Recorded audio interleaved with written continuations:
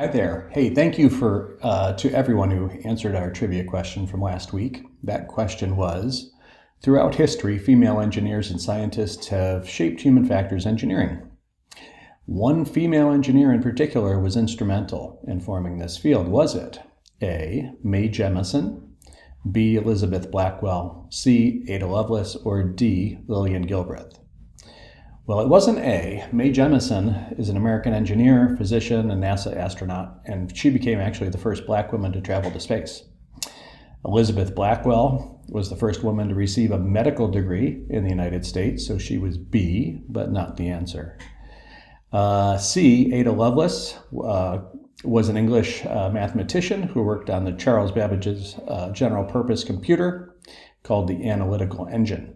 She recognized that it could do more than just calculations, presaging AI and other applications, and she published the first algorithm intended to run on a machine like this. So the actual answer was D, Lillian Gilbreth. So let's talk a little bit about Lillian Gilbreth. She was an American psychologist and engineer who was one of the pioneers of human factors engineering. She wanted to improve efficiency, productivity, and safety in the workplace by studying how people, machines, and the environment interacted. She worked really closely with her husband, Frank Gilbreth, who did similar kinds of work, and they together developed methods of time and motion studies. These involved basically breaking down pretty complex processes into individual parts and then analyzing the most efficient way to perform those tasks. Together, they developed the notion of the Thurblig, and you'll notice that is Gilbreth, I should say, pronounced backwards. So they developed the Thurblig system to identify and categorize individual motions for completing a task and use this information to streamline work processes.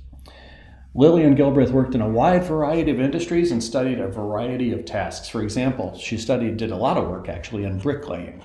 She used time motion studies for bricklaying to determine the best way to pick up bricks, spread mortar, lay bricks, all of those kinds of things that are important in bricklaying. She also invented a new type of scaffold that allowed workers to move up and down the wall while laying bricks instead of having to climb up and down ladders, which is both dangerous and really physically taxing.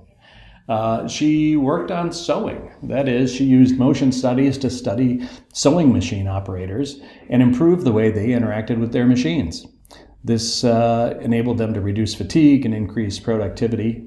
She also invented a new type of foot pedal for sewing machines that allowed operators to control the machine's speed more easily and with their feet. In surgery, she worked with surgeons to analyze the best way to organize and lay out surgical instruments, making the process more efficient and reducing the risk of errors. Many of these are still standard today. In home economics, she studied the way that household tasks were performed and invented a number of new appliances and tools to make those things easier and more efficient. She conducted research on the best way to design kitchens and other homes to minimize the amount of physical activity and effort required to complete those tasks. And even in office work, she conducted research on the best way to design office spaces, analyzing factors like lighting, desk height, chair design, etc., to make workspaces more comfortable, again, less physically taxing.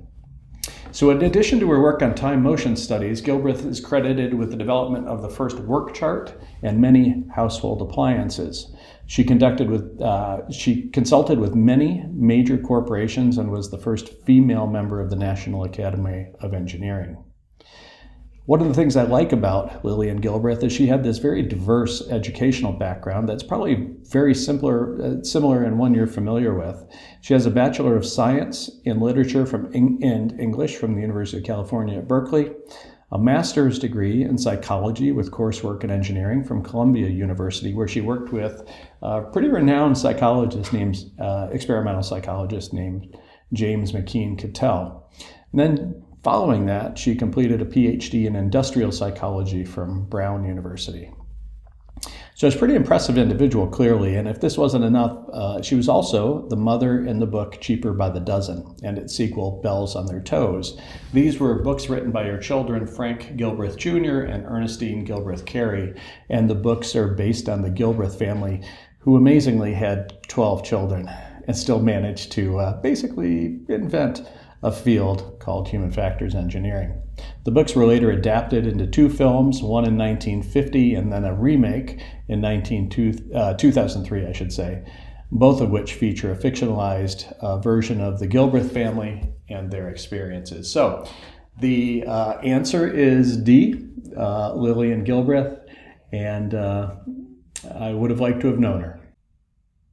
Thank you again for participating in Human Factors Trivia, and I hope to see you again in the next episode.